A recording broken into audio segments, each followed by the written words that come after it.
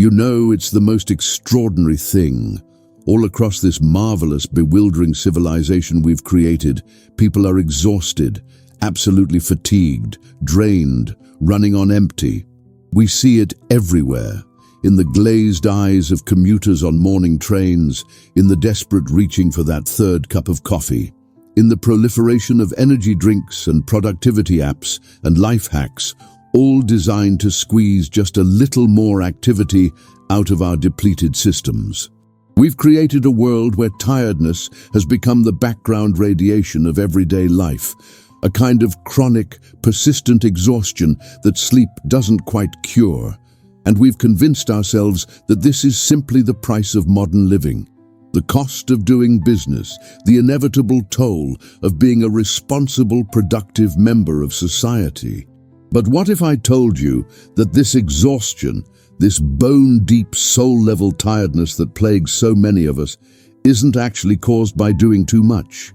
What if the real source of your fatigue isn't overwork or overstimulation or even poor sleep, though these certainly don't help matters? What if the fundamental reason you feel so consistently tired is that you're engaged in an activity that is literally impossible, that goes against the very grain of reality itself?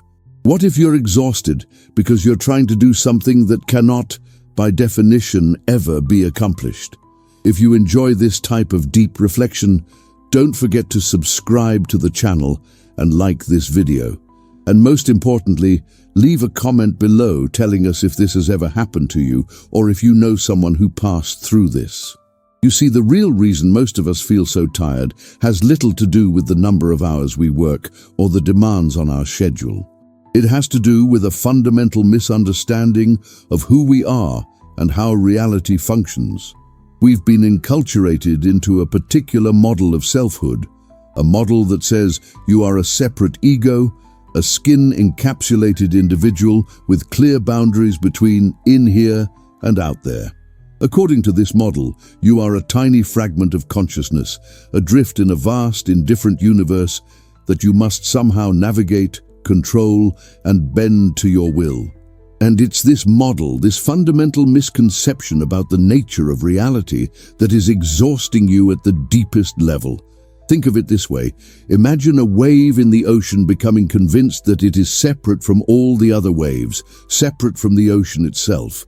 This wave now feels it must maintain its identity, must keep its wavehood intact, must work endlessly to preserve its boundaries and ensure its survival as a wave. But here's the joke. The wave is already the ocean. It isn't separate from the water around it, and its apparent individuality is simply a temporary pattern in the larger movement of the sea. The wave doesn't need to do anything to be part of the ocean, because it already is the ocean.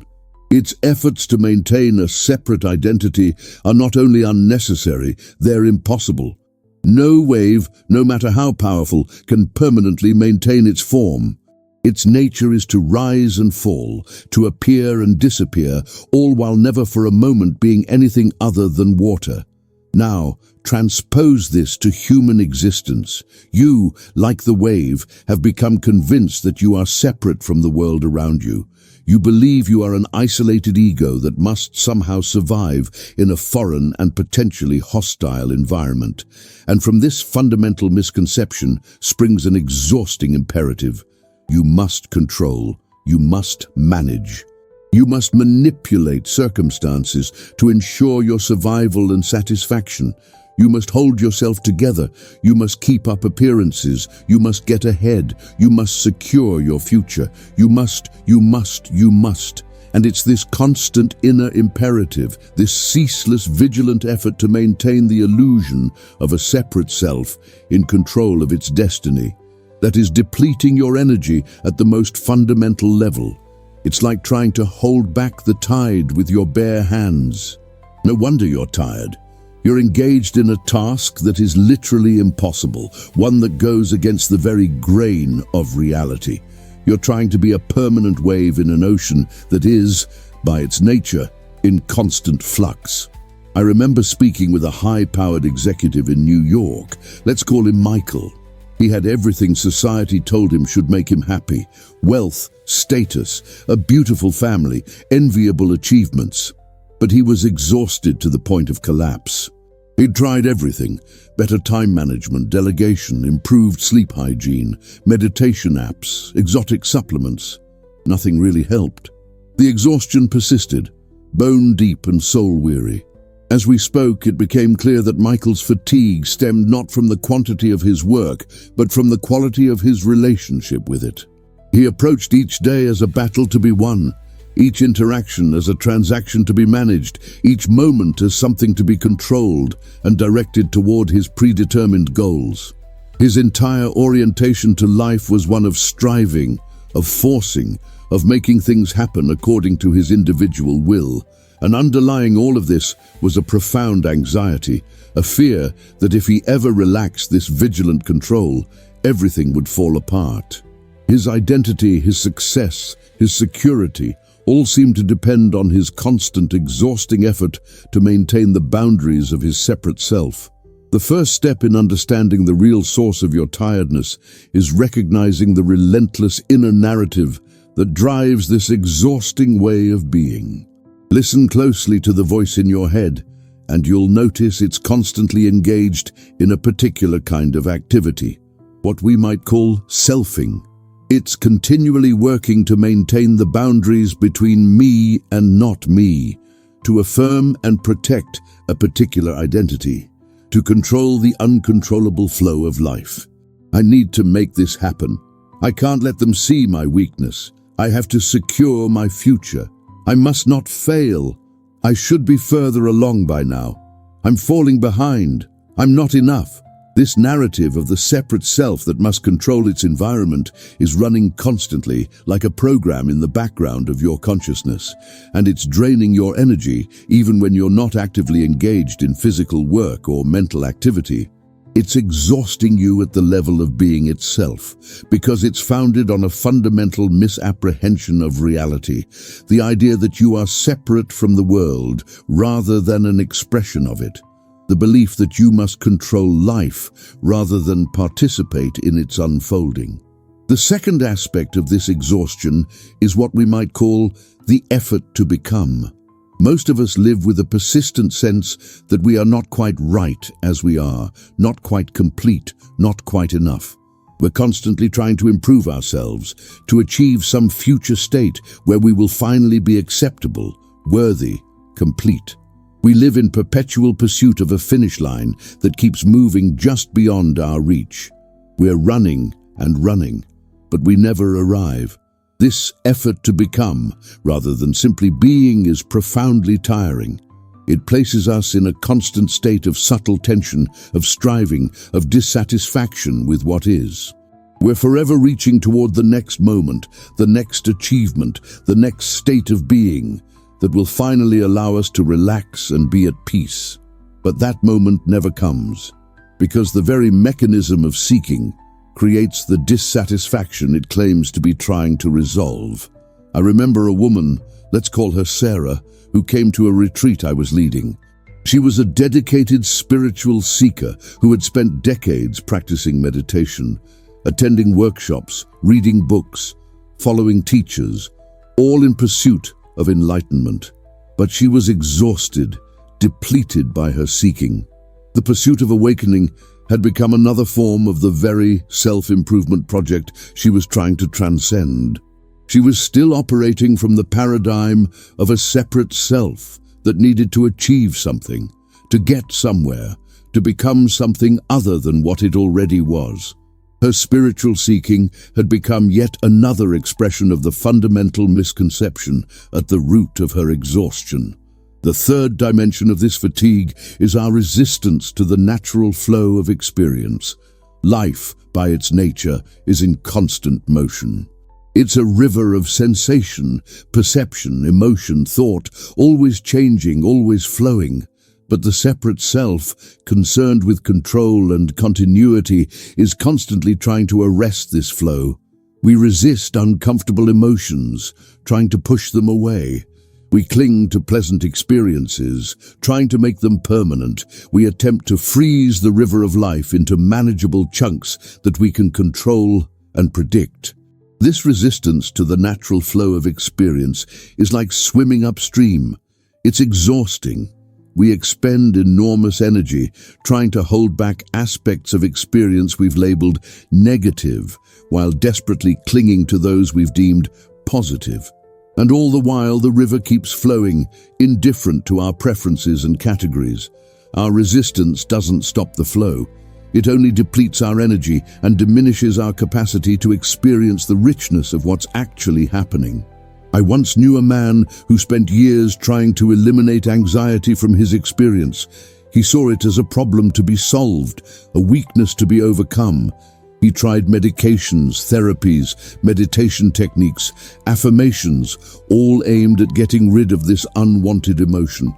But the more he fought against anxiety, the more exhausted he became, and, paradoxically, the more pervasive his anxiety grew. It was only when he began to approach anxiety differently, not as an enemy to be vanquished, but as a wave in the ocean of his experience, something to be surfed rather than resisted, that things began to shift. Not only did the anxiety itself become less problematic, but his overall energy increased dramatically once he stopped expending so much of it in this futile resistance. The fourth element contributing to your exhaustion is what we might call the burden of time. The separate self doesn't exist only in the spatial dimension. It projects itself through time, creating a story of past and future that it must constantly maintain and manage. It carries the weight of regrets, resentments, and traumas from the past. It projects anxieties, plans, and hopes into the future. And in doing so, it misses the only moment that's ever actually available. This one, right now. This constant mental time travel is surprisingly energy-intensive. Your mind is endlessly shuttling between past and future, trying to learn from previous mistakes while planning to avoid future ones.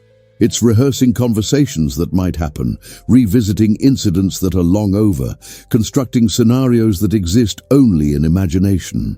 And all of this mental activity consumes enormous energy, while pulling you away from the only moment where life is actually happening, the present. I remember working with a brilliant writer who could never quite complete his novel. Whenever he sat down to write, his mind would begin cycling through all the ways the book might be received, the potential criticisms, the comparisons to other authors, the impact on his career.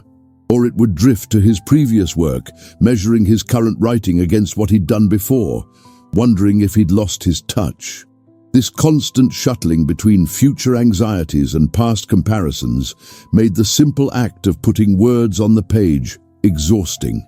It was only when he began to practice bringing his attention fully into the present moment, into the actual experience of writing itself, rather than the narrative about writing, that he found both the energy and the creativity to complete his work. So what's the alternative to this exhausting way of being? If the real source of our fatigue is this fundamental misunderstanding of who we are and how reality works, then the remedy must involve a shift in perspective, a new way of relating to experience that's more aligned with how things actually are. And this is where it gets interesting, because the shift I'm pointing toward isn't about adding something new to your experience. It's about removing the unnecessary effort that's been depleting your energy all along. The first step is to recognize that you are not a separate self, struggling to control an alien environment. You are an expression of the total process of life, a manifestation of the same energy that grows trees, moves oceans, and illuminates stars. You aren't in the world. You are a particular focusing of the world itself. Just as a wave isn't separate from the ocean, but a form the ocean temporarily takes, you aren't separate from the totality of existence, but a form it temporarily takes. And this isn't some abstract philosophical concept. It's the actual condition of your existence in every moment. You don't need to achieve this connection. You only need to recognize it as already the case. When you begin to intuit this, not just intellectually understand it, but feel it directly in your experience, something remarkable happens. The exhausting effort to maintain a separate self begins to relax. The vigilant boundaries between me and not me become more permeable. The compulsive need to control circumstances loosens its grip. You begin to sense that you can trust the process of life itself rather than constantly fighting to direct it according to your individual will.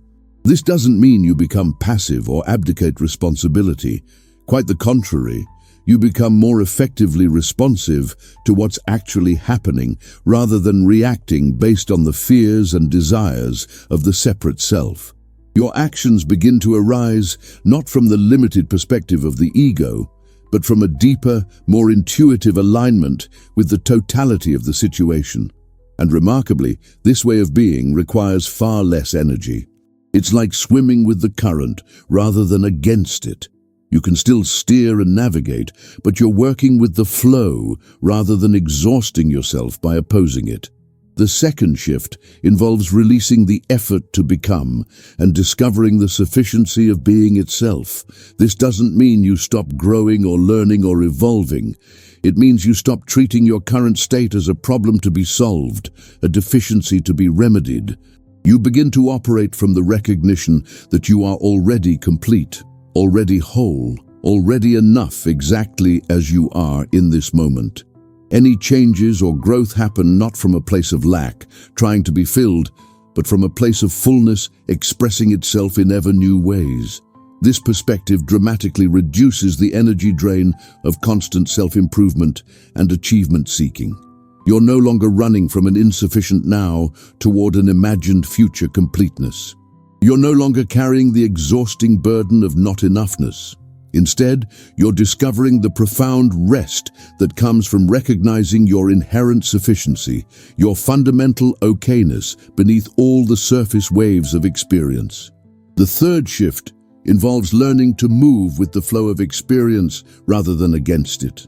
Instead of resisting emotions, sensations, and thoughts that don't match your preferences, you begin to develop the capacity to be with whatever arises, to let experience move through you without excessive clinging or pushing away.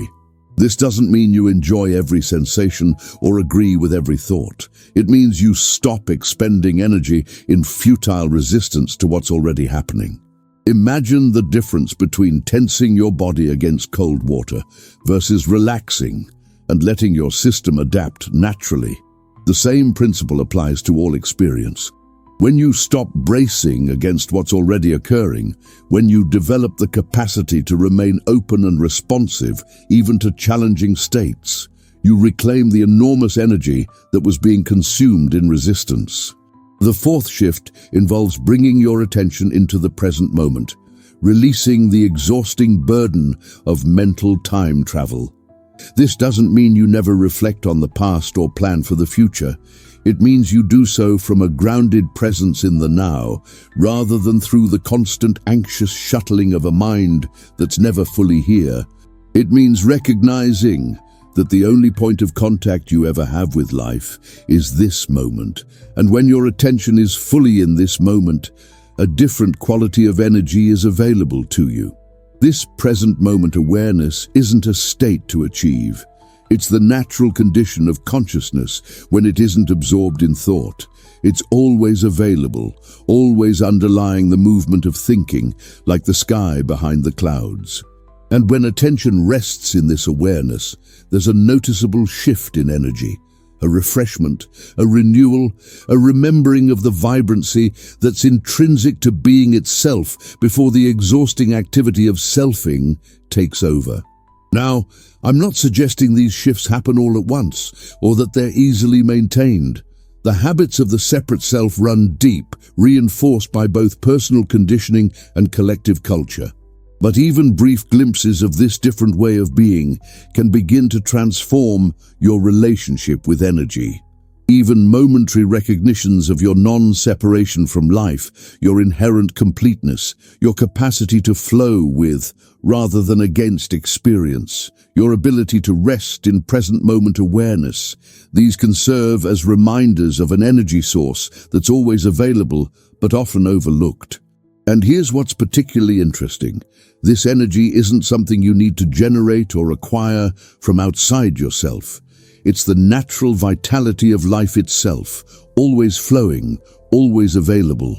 It only appears to be absent when it's being consumed by the unnecessary effort of maintaining a separate self, resisting experience, seeking completion in the future, and constantly shuttling between past and future. When these energy drains are reduced, you don't need to find more energy. You simply stop squandering what's already there. This is the profound paradox at the heart of our predicament.